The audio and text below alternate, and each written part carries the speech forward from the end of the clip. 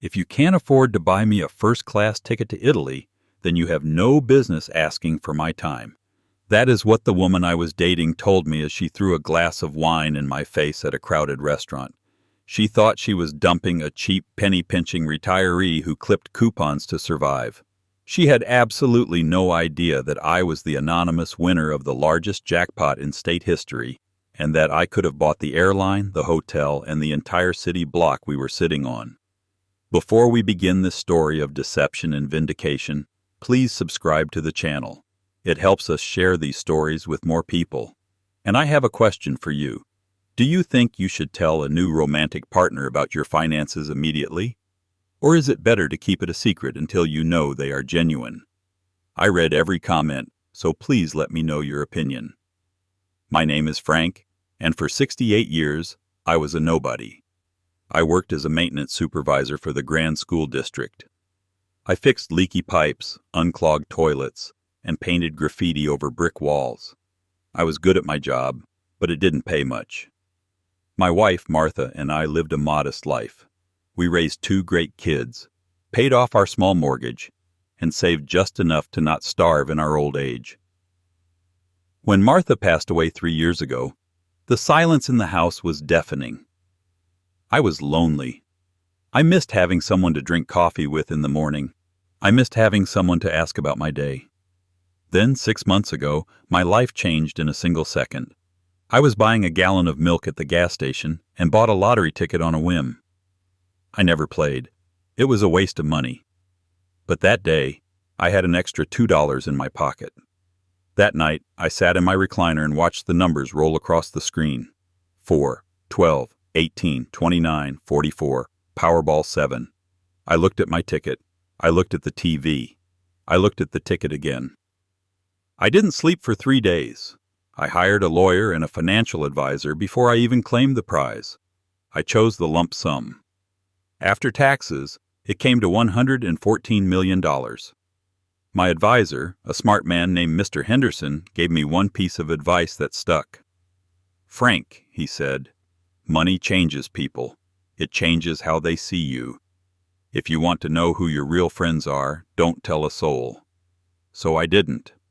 I put the money in a blind trust. I kept my old truck, a 2005 Ford that rattled when it idled. I stayed in my small 3-bedroom ranch house. I wore my flannel shirts and my worn-out work boots. I wanted to be Frank the handyman, not Frank the walking ATM. But I was still lonely. So, against my better judgment, I joined a dating site for seniors. I created a profile. I was honest about my age and my hobbies, fishing, woodworking, reading. But under income, I selected modest/pension. That's how I met Sylvia. Sylvia was beautiful.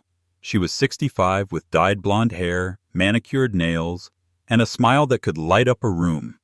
Her profile said she enjoyed the finer things in life, but was looking for a gentleman. We met for coffee. She was charming. She laughed at my jokes. She touched my arm when I spoke. For the first month, things were wonderful. We went for walks in the park. We watched movies at my house. She cooked me dinner and I fixed her leaky faucet. I thought, maybe this is it. Maybe I found someone who likes me for me. But as the weeks went on, the mask started to slip. It started with small comments. We would be driving in my truck, and she would wrinkle her nose. "Frank, this heater smells like burning dust. Don't you think it's time you got a new car? A nice sedan, maybe?" "I can't afford a new car right now, Sylvia," I'd say, sticking to my cover. "This one runs just fine." She would sigh, a long, dramatic exhale. "Well, I suppose if you're content with mediocrity, that's your choice." Then it was my clothes. "You're wearing that to the diner?" she asked one night, looking at my polo shirt. "It has a stain on the collar."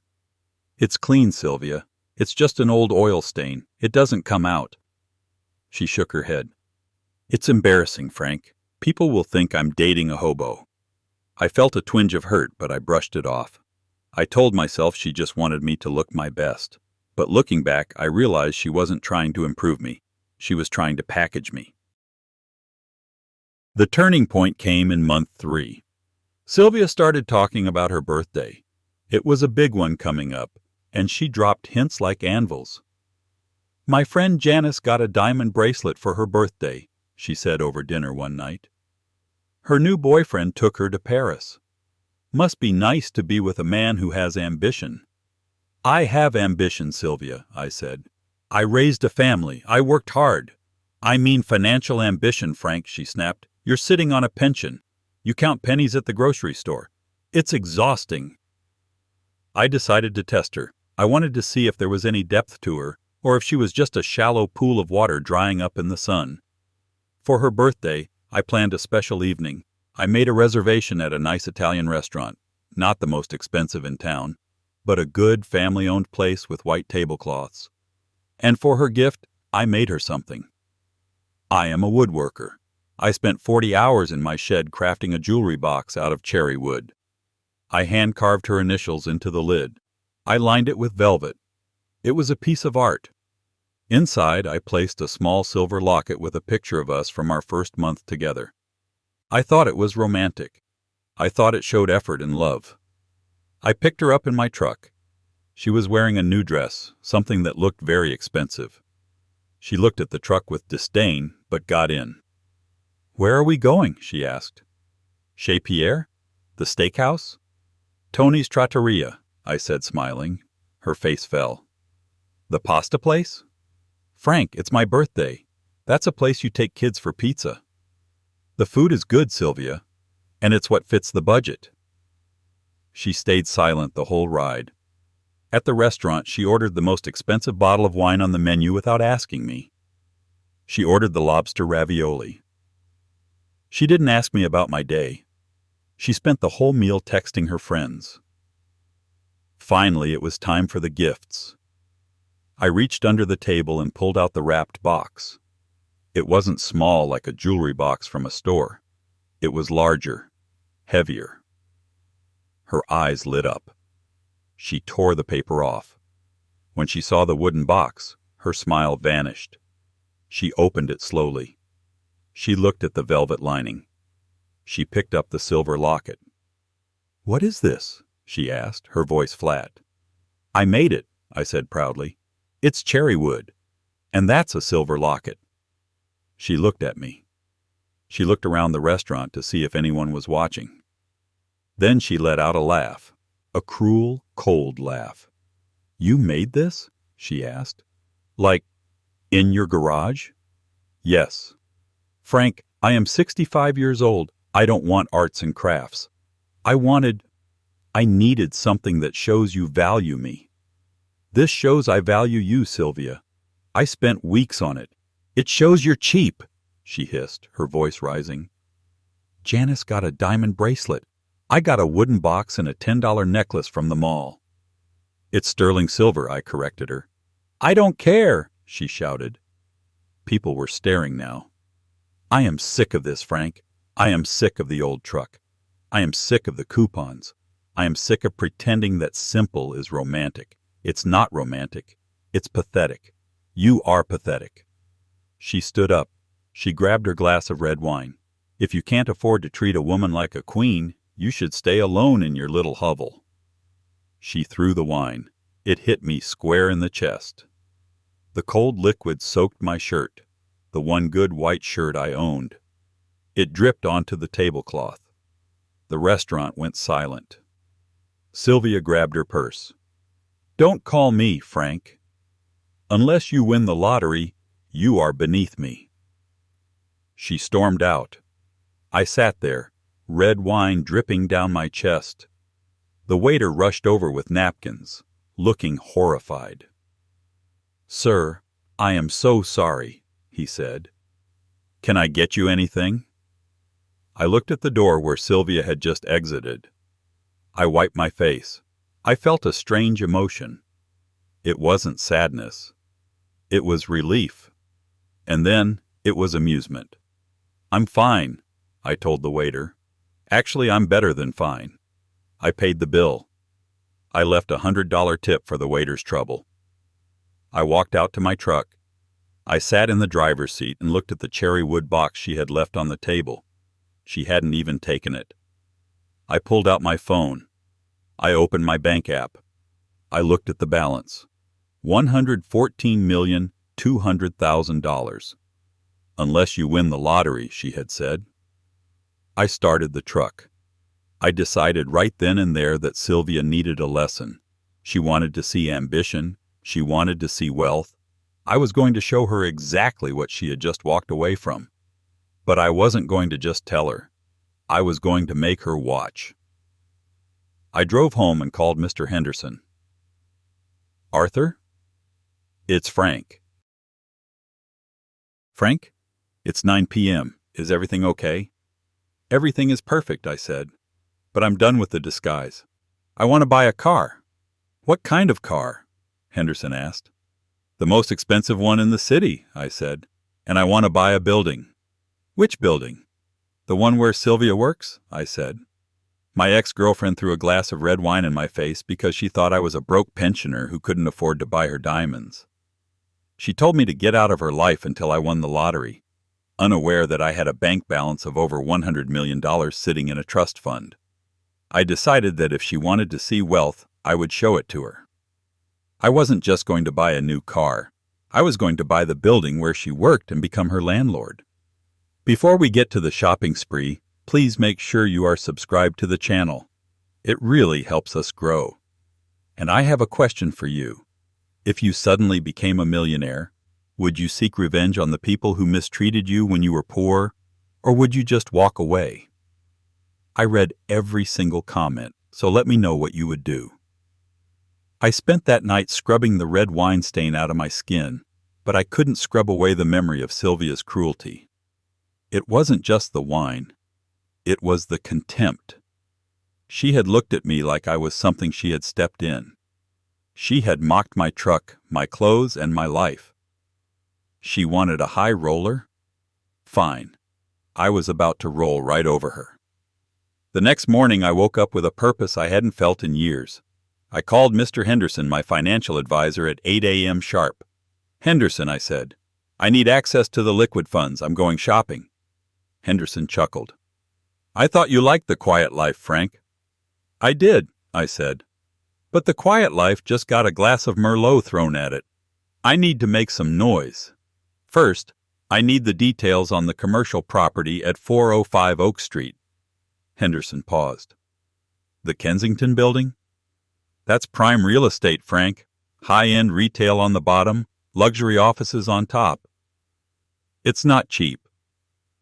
I know, I said. Sylvia works there. She manages the antique gallery on the ground floor. I see, Henderson said, his voice dropping. Is this wise, Frank? Buying a building to spite an ex? It's not spite, I lied. It's a diversified investment. And Henderson? I want the deal closed in 48 hours. Offer them 20% over asking if they can close immediately. Cash. While Henderson went to work on the real estate, I went to work on myself. I drove my old rattling Ford truck to the most exclusive car dealership in the city, a place that sold Bentleys, Aston Martins, and cars that cost more than most people's houses. I parked my rusted truck right next to a gleaming silver Porsche. I was wearing my stained work boots and a faded flannel shirt. I wanted to see who would treat me like a human being. I walked into the showroom. It smelled of expensive leather and polish. 3 salesmen were standing by the coffee machine laughing. They looked at me. One of them, a slick guy with too much gel in his hair, actually rolled his eyes and turned his back. I stood by a midnight blue Bentley Continental GT. It was beautiful, a work of art. I ran my hand along the fender. "Hey!" the slick salesman shouted from across the room. "Don't touch the merchandise, pal. Prints are a pain to wipe off." I looked at him. "How much is this one?" He walked over, not to help me, but to shoo me away. "It's $320,000. The service department is around back if you're looking for a job washing them." I pulled out my phone. I logged into my bank app. I walked up to him and held the screen in front of his face. "I don't want a job," I said. "I want the keys. And I want to drive it off the lot in 20 minutes. Can you handle that, or should I ask the guy standing over there who looks like he knows how to close a sale? The salesman looked at the balance on my screen. His face went pale. He started stammering, sweating. Sir, I apologize. I didn't realize. I walked past him to the manager's office. I bought the car. I made sure the slick salesman didn't get a penny of the commission. As I drove that silent, powerful machine off the lot, I felt a shift. I wasn't just Frank the handyman anymore. I was Frank the force of nature. Next stop was the tailor. I went to a shop downtown that didn't have prices in the window. I bought 5 Italian suits. I bought handmade shoes. I went to a high-end barber and had my scruffy beard shaved off, replaced with a clean, distinguished look. By Friday, I didn't recognize the man in the mirror. I looked like a CEO. I looked like money. And Friday was the day the paperwork cleared on the Kensington building. I owned it. I owned the bricks, the mortar, and the lease to Gilded Age Antiques, the pretentious shop where Sylvia worked as the general manager. I decided to pay a visit. I pulled up to the curb in my Bentley. It was a sunny afternoon. I could see Sylvia through the large glass window of the shop. She was scolding a younger employee, wagging her finger in the girl's face. Same old Sylvia. I stepped out of the car. I adjusted my silk tie. I put on my sunglasses. I walked to the door. When the bell chimed, Sylvia spun around, her face ready to scold the intruder. "We are closing in 5 minutes," she barked without looking. "If you want to browse, come back tomorrow." "Hello, Sylvia," I said. She froze. She knew the voice, but she didn't know the man. She squinted at me. She looked at the suit. She looked at the shoes. Then she looked at my face. "Frank?" she whispered. I took off my sunglasses. "You look nice, Sylvia. Did you get the wine stain out of your dress?" She dropped the clipboard she was holding. It clattered onto the hardwood floor. "Frank? What? Whose car is that? Did you steal it?" I laughed. It was a rich, hearty laugh. "No, I bought it. Cash." She walked around the counter, her eyes wide, trying to process what she was seeing. "But you're broke. You use coupons. You drive a rust bucket." "I saved money because I value simplicity," I said. "But you made it very clear that simplicity wasn't enough for you. You wanted ambition. You wanted a high roller." She looked at the car outside, then back at me. The gears in her head were turning. I could see the greed overriding the confusion. Her posture changed. She smoothed her hair. She put on that fake, charming smile she had used on our first date. "Frank," she purred, walking closer. I was just so stressed that night. You know how I get. I didn't mean those things. I was just pushing you because I know you have potential. And look at you. You look amazing. Did you come into some money? An inheritance?" "Something like that," I said. She reached out and touched the lapel of my suit. "This feels like silk. Frank, listen. Maybe we were too hasty. I've missed you. Maybe we could go get dinner? I know a great place. Chez Pierre. My treat." I looked at her hand on my suit. I carefully removed it. "I'm not here for dinner, Sylvia." "Oh?" She batted her eyelashes. "Then why are you here? To sweep me off my feet?" "No," I said. "I'm here to inspect the property." She frowned. "What property? The shop?" "The building," I said. "I bought the building, Sylvia. I bought the Kensington building." She took a step back. You what?" "I closed on it this morning," I said casually, looking around the shop. "I'm your new landlord." Her mouth opened and closed like a fish. You own the building? But that costs millions." "It does," I agreed. "But I had some pocket change lying around." Her face went from shock to terror. She realized the power dynamic had just shifted violently. She was the manager of a shop that relied on a lease. I was the man who held the lease. "Frank," she stammered, That's wonderful. A landlord. We can work together. I can show you around. We have some maintenance issues in the back." I held up a hand. "I'm not the handyman anymore, Sylvia. I hire people to fix leaks. I'm here to speak to the owner of the antique shop." "Is Mr. Sterling in?" "Mr. Sterling?" Sylvia looked nervous. "He's in the back office." "But Frank, wait. Can we talk?" "About us?" "There is no us, Sylvia. There is a landlord and a tenant. And frankly, I've been reviewing the lease agreements for the building. I noticed the lease for this shop is up for renewal next month." Her face went pale. "Frank, please. This is my job. I've worked here for 10 years. You wouldn't kick us out because of a bad date?" "It wasn't a bad date, Sylvia. It was a revelation. You showed me exactly who you are. And now, I'm going to show you who I am." I walked past her toward the back office. She grabbed my arm. Her nails dug into the expensive fabric of my suit. "You can't do this," she hissed, the mask falling off completely now. "You're just a bitter old man. You think money makes you better than me?" "No," I said, shaking her off. "I think money just makes the volume louder. And right now I'm turning it up to 11. I knocked on the office door. Mr. Sterling, the owner of the shop, opened it. He was a frantic little man who was always worried about his overhead. "Can I help you?" he asked. "Mr. Sterling," I said, extending my hand, "my name is Frank Miller. I'm the new owner of this building. We need to talk about your lease renewal. And specifically, we need to talk about your management staff." Sylvia let out a gasp from the showroom floor. Mr. Sterling looked at me, then at Sylvia, then back at me. He saw the suit. He saw the confidence. He knew whatever I was about to say was going to be the law. "Please come in, Mr. Miller," Sterling said, ushering me inside and closing the door in Sylvia's face. I sat down in the leather chair opposite his desk.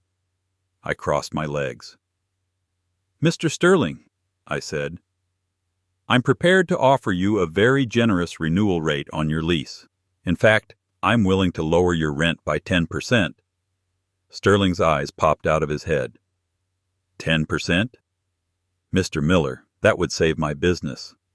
The margins have been so tight lately. What's the catch?" "There is one condition," I said. I leaned forward. "I want to restructure the management of the store. I believe the current manager, Sylvia, is not reflecting the values I want associated with my building." Sterling looked nervous. "Sylvia? She's been here a long time. She has relationships with clients. She also throws wine at potential investors and berates staff," I said calmly. "I saw her screaming at your assistant when I walked in. Is that the image you want?" Sterling sighed. "She is difficult. I've had complaints. But firing her? That's a big step." "It's your choice," I said, standing up. "You can keep Sylvia and pay a 20% rent increase to cover the nuisance tax of having her in my building. Or you can let her go and save 10% on your rent for the next 5 years. I checked my watch. "I'll give you 5 minutes to decide. I'll be waiting in the showroom." I walked back out. Sylvia was standing by the counter, chewing her lip, looking terrified. She knew I had just held her future in my hands. "Well?" she asked, her voice trembling. "What did you say?" I smiled. The same smile she had given me when she called me pathetic. "I just gave him a choice, Sylvia. I told him he could choose the diamond or he could choose the wooden box. Let's see which one he values more." The door to the office opened. Mr. Sterling stepped out. He wouldn't look at Sylvia. He looked at me. "Mr. Miller," he said, "we have a deal." Sylvia screamed, a sound of pure, unadulterated rage. "You can't fire me," she yelled at Sterling. "I made this place. And you," she pointed at me, "you're the devil." I walked over to the counter. I picked up a pen and a piece of paper. I wrote down a number. It wasn't my phone number. It was the address of a job placement center. "You have ambition, Sylvia," I said, handing her the paper. "I'm sure you'll find a new ladder to climb. Just try not to step on so many hands on your way up this time." She swiped the paper away. "Get out. Get out of my store." "It's not your store, Sylvia," I reminded her, "and actually, since I own the building, I believe I have the right to ask security to escort a disruptive trespasser off the premises." I pulled out my phone. "Shall I call them? Or can you find the door yourself?" She looked around. The younger employee she had yelled at earlier was smirking. Mr. Sterling was studying the floor. I was standing there, untouchable. She grabbed her purse. She spat on the floor, right on the expensive rug, and stomped out. I watched her go. I felt a weight lift off my shoulders. It wasn't about ruining her life. It was about showing her that kindness is a currency, and she was bankrupt. But the story didn't end there. Sylvia wasn't the type to go quietly. She had friends. She had secrets. And she decided that if she couldn't have my money, she was going to make sure nobody else could either. She went to the press. The week after I bought the Kensington building, my life should have been peaceful. I had fired the woman who humiliated me.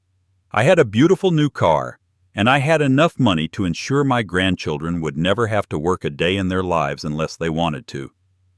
But Sylvia wasn't the kind of woman who accepted defeat. She was the kind who scorched the earth. It started on a Tuesday morning. I was drinking coffee in my kitchen, my new kitchen, in the new estate I had purchased a few miles out of town, when my phone started blowing up.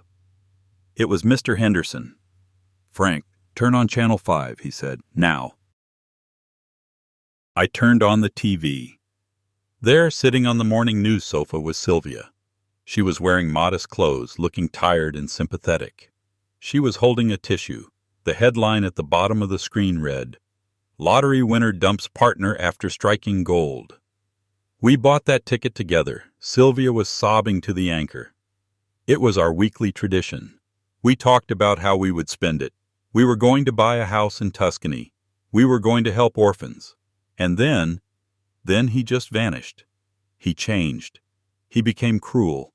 He evicted me from my job. He left me with nothing. The anchor looked at the camera with righteous indignation. And now, this billionaire maintenance man is living the high life, while the woman who stood by him when he was poor is struggling to pay rent. I turned off the TV. I didn't throw the remote, but I wanted to. "She's lying," I told Henderson. "She never bought a ticket in her life. She said gambling was for trashy people." "It doesn't matter what's true, Frank," Henderson said. "It matters what she can prove in court. She just filed a lawsuit. She's claiming a constructive trust.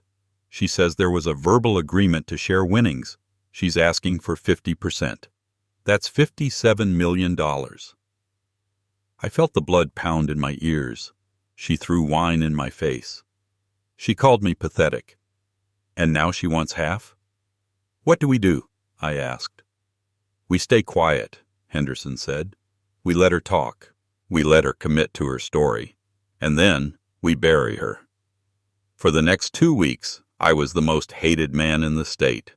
Reporters camped at the gate of my new estate. I couldn't go to the grocery store without people shouting greedy or abuser at me. Sylvia was everywhere. She gave interviews to magazines. She started a GoFundMe for her legal fees. She was playing the role of the victim of the century. But while she was talking, Mr. Henderson was working. He hired private investigators. He subpoenaed records. And most importantly, he went back to the scene of the crime. The court date for the preliminary hearing arrived. Sylvia walked in with her lawyer, a loud, flashy guy who looked like he chased ambulances for a living. She didn't look at me. She kept her head down, dabbing her eyes for the cameras in the hallway. We sat in the deposition room. It was recorded. This was her chance to state her claims under oath.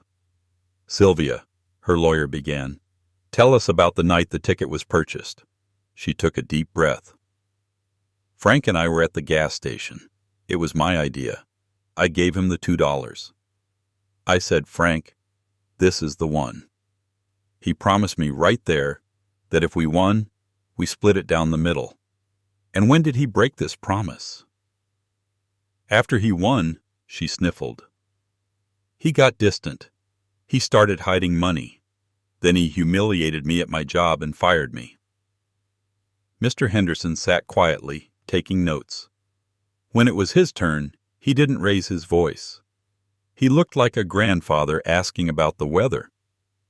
"Ms. Sylvia," Henderson asked, "you claim you were a loving couple until the moment Frank won the money?" "Yes," she said. "We were soulmates." "And you claim you gave him the cash for the ticket?" "Yes." "A crisp $5 bill. He gave me the change." Henderson nodded. "And you claim he hid the winnings from you?" "He lied to my face," she cried. "He pretended to be poor." Henderson pulled a remote control out of his briefcase. He pointed it at the monitor on the wall. "I'd like to exhibit Defense Item A," Henderson said. "This is security footage from Tony's trattoria, dated 3 days after the lottery drawing." Sylvia froze. Her eyes darted to the screen. The video played. It was high definition. It showed us at the table. It showed me giving her the cherry wood box. It showed the look of disgust on her face. But the real dagger was the audio. The restaurant had installed new cameras recently, and the microphone picked up everything. "I am sick of this, Frank. I am sick of the old truck. I am sick of the coupons. You are pathetic." The courtroom heard her voice, sharp and cruel. "If you can't afford to treat a woman like a queen, you should stay alone in your little hovel." And then, the kicker. "Unless you win the lottery, you are beneath me." Then, the splash of wine, the exit. Henderson paused the video. The frame froze on Sylvia's snarling face as she threw the glass. "Ms. Sylvia," Henderson said, his voice hard as steel. "If you knew he had won the lottery, why did you say, 'Unless you win the lottery, you are beneath me'?" Sylvia's mouth opened, but no sound came out. Her lawyer looked like he wanted to crawl under the table. "And furthermore," Henderson continued, pulling out a piece of paper, "we have the digital transaction record from the gas station. The ticket was purchased at 6:15 p.m. on a Tuesday. You claimed you were there. However, we have your credit card records showing you were at a spa across town paying for a manicure at exactly 6:20 p.m. Unless you have the ability to teleport, you are committing perjury." Sylvia started to shake. The tears were real now. I misremembered the time," she stammered. "You lied," Henderson corrected. "You broke up with Mr. Miller because you thought he was poor. You humiliated him, and when you found out he was rich, you fabricated a story to extort him. That is fraud. That is filing a false police report. That is defamation." Henderson closed his folder. "We are countersuing, Ms. Sylvia, for the damage to my client's reputation, for the legal fees, and for the intentional infliction of emotional distress. We are asking for damages in the amount of every single penny you have raised in your fraudulent GoFundMe campaign, plus punitive damages." Sylvia's lawyer stood up. Can we take a recess?" "No recess," I said. I spoke for the first time. I looked across the table at her, the woman I had once thought I could grow old with. "You wanted a high roller, Sylvia," I said. "You wanted someone with ambition. Well, my ambition right now is to make sure you never do this to anyone else again." The fallout was swift and brutal. The news cycle that she had used to attack me turned on her instantly. The video of the wine throwing went viral. She was dubbed the Chardonnay Shark online. Her lawsuit was dismissed with prejudice. Her lawyer dropped her when it became clear she couldn't pay him. She was charged with filing a false claim and had to perform 500 hours of community service, picking up trash on the side of the highway. I heard she had to move in with her sister in another state. She tried to get her old job back at a different antique store, but nobody would hire her. Her reputation was in tatters. As for me, I decided that Henderson was right. Money changes people, but it also reveals them. I sold the Kensington building a year later for a nice profit. I kept the Bentley for weekends, but I bought a new Ford truck for daily driving, one that didn't rattle but still felt like me. I met someone new recently. Her name is Betty. She volunteers at the animal shelter where I donate supplies. She doesn't know I'm a millionaire. She knows I'm Frank, the guy who likes dogs and drives a truck. Last week we went to dinner. We went to a small diner. I forgot my wallet in the car. Betty didn't roll her eyes. She didn't call me cheap.